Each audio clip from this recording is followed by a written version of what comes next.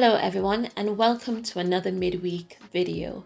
Today I will be looking at something that all narcissists will do when a relationship ends and how they actually planned for it since the early stages of the relationship.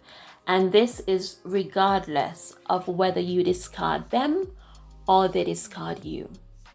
As I always say, it doesn't matter who the narcissist is, whether it is a parent, sibling, friend, partner, boss, they all behave the same. I think we can agree that a relationship with a narcissist is a broken relationship and most definitely a toxic one. Some people can maneuver their way around the toxicity to make it somewhat workable, but many cannot. So those relationships usually end. Ending a relationship is never easy, especially after spending years, even decades with that person. And it can be even more jarring when it's a family member. But letting go is sometimes the only way to move forward. And this is especially true when dealing with narcissists. There is power in walking away. There is a newfound strength when we are able to finally turn our backs on those people who have been hurting us or just breaking us down.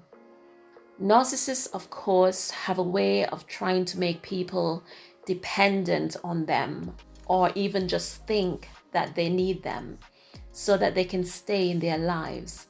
But this is just manipulation, and it's important that anyone in that position see it for what it is.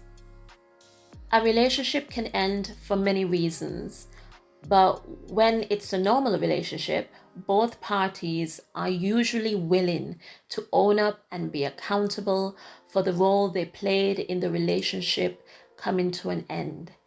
And this is where relationships with narcissists are different, because when a relationship ends with a narcissist, they are never at fault. So what will all narcissists do when a relationship ends? They will blame the other person for the relationship falling apart.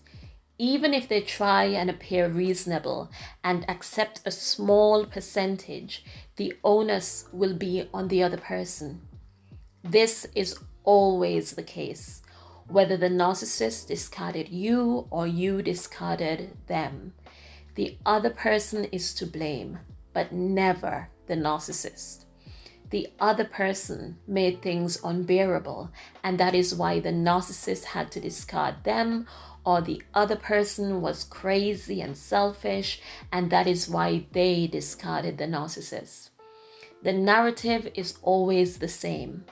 For some strange reason, the narcissist is the one who keeps ending up with partners or people who are not right or mentally unstable.